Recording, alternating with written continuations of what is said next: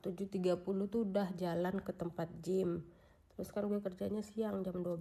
Jadi jam 12 itu kalau gue udah pulang ke tempat ke apartemen gue, kan apartemen gue tuh di atas lantai 2. Terus tempat kerja tuh di lantai 1. Jadi gue kan ngelewatin tempat kerja, makanya nggak bisa masak karena udah banyak karyawan. Jadi kan kalau masakan Indonesia itu baunya banget, bukan bau apa sih, karena bau masakan kita bumbu-bumbu itu loh. Jadi mereka nggak suka, orang Eropa tuh nggak suka bau-bau yang enak-enak tuh, nggak suka dia. Dia tuh suka makanan yang biasa-biasa aja. Roti dikasih apa, dia dikasih irisan sosis aja mereka udah makan ya. Kalau kita kan, gue masaknya pakai bawang putih, bawang merah, segala macam rempah gue masukin, ketumbar, bumbu-bumbu tak masukin semua, makanya wanginya semerbak. Jadi mereka nggak suka gitu loh. Makanya gue masak tuh malam, habis mereka udah pulang semua gue baru masak ya. Jadi gue masak tuh kayak masak rendang tuh ya, gue bisa makan tuh 5 hari. Jadi udah masak, masukin kulkas, ntar mau makan tinggal diangetin gitu, masukin microwave kayak gitu gue masak di sini. Terus goreng kerupuk sekali banyak, karena kan kerupuk udang itu goreng kan tetap bau udang ya. Jadi banyakin goreng, masukin kerak plastik, ntar gue taruh di kamar gitu. Ntar kalau mau makan gue tinggal ambil dikit-dikit, masukin plastik kecil, baru bawa ke tempat kerja kayak gitu guys. Jadi seperti itu ya lika-liku hidup di Eropa itu. Tapi kalau di sini yang gue senang, kayak mau nyari santan gampang karena di sini ada warung Asia, harganya juga terjangkau. Kerupuk dijual yang mentahan, terasi dijual, sajiku, ajinomoto, semua tuh ada. Jadi nggak susah nyari-nyari ya. Kalau waktu gue di Turki itu susah, kita harus ke warung Indonesia dan harganya tuh mahal pakai banget ya. Jadi mending ya kalau untuk hidup ya beda-beda ya. Di Turki ada suka ada dukanya, di sini juga ada suka dan dukanya ya. Cuman kalau untuk pribadi gue lebih enak di Eropa, lebih gampang gitu loh. Uangnya lebih besar tapi pengeluarannya juga besar gitu loh guys. Jadi seperti itulah guys ya, kehidupan gue di Eropa itu tidak semudah membalik-bolekkan telapak tangan. Perjuangan gue di titik ini tuh benar-benar yang berat ya, berat. Kenapa gue bilang berat? Apa ya? Mental lu di sini benar-benar diuji di sini ya.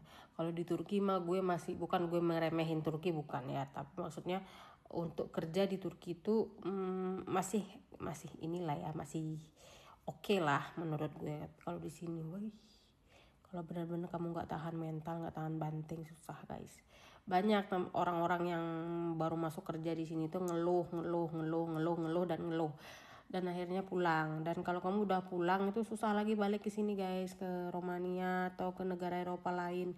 Karena negara Schengen itu dia kalau kamu udah dibilang dicap jelek sama perusahaannya itu, kamu tuh kayak di blacklist gitu. Jadi susah lagi masuk ke negara-negara Eropa gitu loh. Makanya kalau gue bilangnya ya itulah, berat kerja di Eropa tuh berat. Jadi kamu memang benar-benar harus, skillnya memang benar harus bagus, kekuatan mentality harus kuat, dan betul-betul niatnya kerja lah ya. Intinya kerja, betul-betul kerja gitu loh ya. Jadi menurut gue kalau kalian mau kerja yang benar-benar kerja ya memang harus keluar negeri, karena di luar negeri kamu bisa tahu seberapa kekuatan dan kemampuan kamu untuk bertahan hidup lebih baik, karena memang untuk hasil yang baik itu juga kerja kerasnya nggak main-main gitu loh. Menurut gue seperti itu. Kalau gue sih nggak mau stuck satu negara. Sekarang gue kan udah di Eropa, di Romania. Next gue mau coba negara lain. Mau coba lagi ke Polandia, mau coba ke Switzerland, mau coba ke Jerman, mau coba ke Paris, mau coba ke Italia, mau coba Skotlandia, Irlandia, terus Slovakia. Itu negara-negara yang ada di wilayah Eropa. Eropa tuh punya 27 negara apa kalau nggak salah ya, 27 negara. Jadi itu di kawasan Eropa semua. Nah, gue maunya nyoba semua negara mumpung masih ada kesempatan, masih ada umur, masih ada kemauan, masih kuat gitu loh. Nggak mau stay di satu tempat. biar gue tahu oh negara ini seperti ini, negara ini seperti ini sebelum gue memilih ya. Karena memang tujuan gue tuh di umur ini ya, kalau Tuhan mengizinkan umur 40 tuh udah nggak kerja, gue udah menghandle usaha gue sendiri pengennya. Makanya sekarang gue nyari-nyari celah di mana yang bagus untuk membuat usaha yang gue tekunin sekarang gitu loh. Gimana caranya masuk kerja ke luar negeri?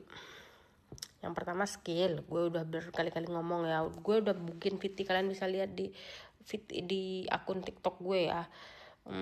Itu kalian bisa lihat apa namanya, cara pergi ke luar negeri. Kalau mau lewat agensi, pilihlah agensi yang benar-benar bagus, yang benar-benar punya kerjasama yang baik dengan perusahaannya, dan perusahaannya itu jelas-jelas perusahaan yang bagus ya. Gue garis bawahi lagi nih ya, perusahaan bagus dalam arti kata tahu cara bagaimana memanajemen pekerjaan, tahu bagaimana mengontrol pekerjaan si pekerjanya, tahu bagaimana aturan pekerja ya. Jangan seenak jidat aja bikin peraturan ya, karena kita tuh bukan mentang-mentang bukan orang asli dari negara itu, seenak katanya dia, seenak jidat-jidatnya dia bikin aturan. Nah itu juga harus kalian tahu.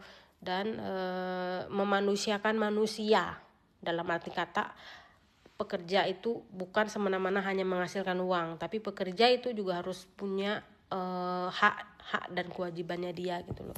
Kalau dia udah kamu tuntut kewajibannya, kamu juga harus kasih haknya dia gitu loh. Jangan semua haknya dia diambil, kewajiban dia dituntut. Nah itu kalian harus tahu, itu kalian memang harus pelajari sebelum kalian berangkat ya. Terus agensi, jangan cari agensi yang asal-asal ngeberangkatin orang, nggak mau tahu itu entah baik entah enggak, entar kandidatnya sampai situ bagus apa enggak, nggak mau tahu. Nah itu kalian juga harus tahu, cari agensi yang benar-benar bagus ya, yang mengerti, yang care sama kandidatnya sampai selesai kontrak. Kenapa? Dia loh yang merekrut kandidat, dan kandidat itu bayar loh ke agensi, bukan pakai liur yang ngomong ya, bukan 1 juta 2 juta, puluhan juta loh uang yang dikasih dari kandidat itu ya. Jadi kalian harus cari tahu info dan kebenaran dari agensi ya. Terus yang perlu kalian tahu juga bagaimana negara yang akan kalian tuju itu, kalian harus tahu dulu gimana bahasa apa yang dia pakai, terus nanti apa aja fasilitas yang dikasih dari perusahaan yang akan mempekerjakan kalian. Terus ya seperti itulah kurang lebih ya. Jadi intinya dasarnya itu skill, agensi sama perusahaan, itu yang harus kalian pelajari dulu ya sebelum berangkat. Ingat, salah pilih agensi, salahlah hidup kalian selama kontrak kerja ya. Salah kalian pilih agensi, salah juga hidup kalian di mana kalian ditaruh ya. Kontrak kerja bukan main-main, bukan sehari 2 hari, 2 tahun minimal kalau di Eropa ya. 2 tahun lah kamu menderita kalau kamu nggak bisa ngapa-ngapain ya. Makanya benar-benar harus lihat tempat bekerja, lihat agensi, lihat company, lihat lingkungan, lihat pekerjaan ya, seperti itu. Jadi intinya begitu ya guys ya, gue kasih tahu yang seperti itu. Terus kuasailah bahasa Inggris, setidak-tidaknya dasar harus paham, biar kalau saat kalian komunikasi dengan orang-orang yang tempat kalian bekerja itu nggak sulit ya. Karena rata-rata di Eropa itu semua orang bisa bahasa Inggris, jadi kalian tinggal bagaimana memahami aja. Nggak perlu perfect sih, yang penting menurut gue itu mengerti dan paham. Karena di negara bule itu mereka nggak perlu sesuai tenses, nggak perlu tenses, nggak perlu. Yang penting kalian paham apa yang dia bilang, kalian jawabnya sesuai dengan yang dia tanya, udah, that's it. Not more like that. But please learn for basic, only basic. After you know basic, everything will be okay. That's why I said you didn't need to perfect English, but please understand what do you want to talking about. Okay, like that.